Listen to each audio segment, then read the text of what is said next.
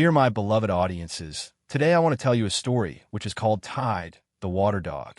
In the quiet fishing village of Lark Bay, where the sea whispered secrets to the shore and boats swayed like lullabies, there lived a dog named Tide. He was no ordinary dog. His fur shimmered with the blues of ocean waves, and when he moved, it was as if the sea followed him. Tide appeared one morning after a massive storm had battered the village. Fishermen found him curled up on the rocks near the pier, soaked but unharmed, surrounded by perfectly calm water while the rest of the bay still churned. No one knew where he came from, but he seemed to belong to the sea itself. Old Captain Rig, who had spent his life reading tides and chasing fish, took Tide in. "Strangest thing I ever saw," he told the villagers. He walked into the water, and it listened. At first, no one believed him, until the miracles began. The village had been struggling. Fish were disappearing, the harbor flooded too often, and the old well was nearly dry. But whenever Tide was near, the sea calmed. Boats glided effortlessly through waves. Rain came only when needed, and when a fire broke out near the fish market, Tide howled once, and a burst of seawater leapt from the harbor, extinguishing the flames in seconds. People began to notice how Tide would sit near the docks before a storm, his eyes scanning the waves. Sometimes he'd bark toward the horizon, and the tide would retreat early, warning villagers to move their boats. Other times, he'd wag his tail, and a gentle rain would fall across the thirsty fields just inland. "He's not just a dog," the villagers whispered. "He's the guardian of the water." Children played with him by the shore, and wherever his paws touched, ripples glowed like silver.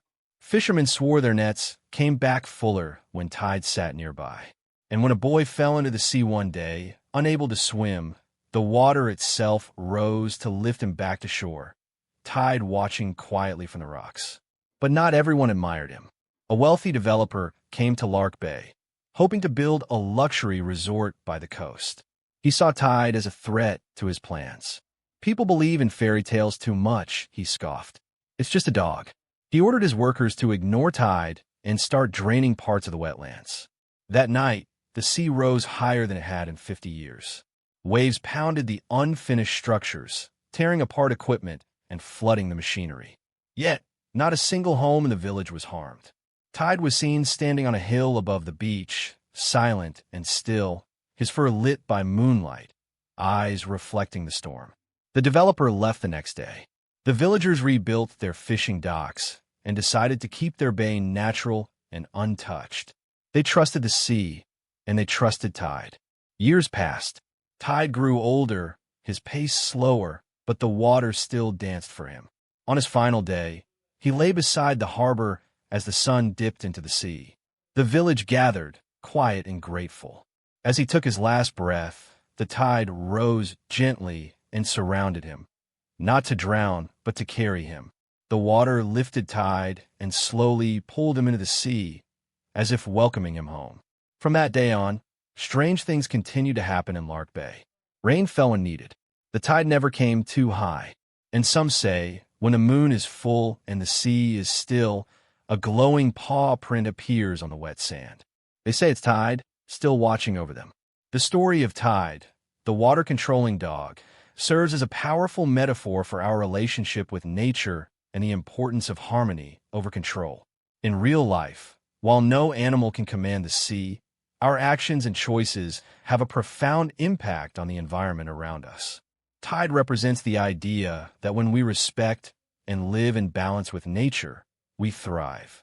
However, when we attempt to dominate or exploit natural resources for personal gain, like the developer in the story, we often face unintended consequences. In modern life, this story reminds us to pause and consider the long-term effects of our actions on the environment. Whether it's conserving water, reducing pollution, or protecting natural habitats, small efforts collectively make a big difference. Just as Tide guided his village towards sustainable living by simply being present and connected to the water, we too can lead by example. The lesson here is that true power lies not in control, but in stewardship. We don't need to command the waves. We need to listen to them.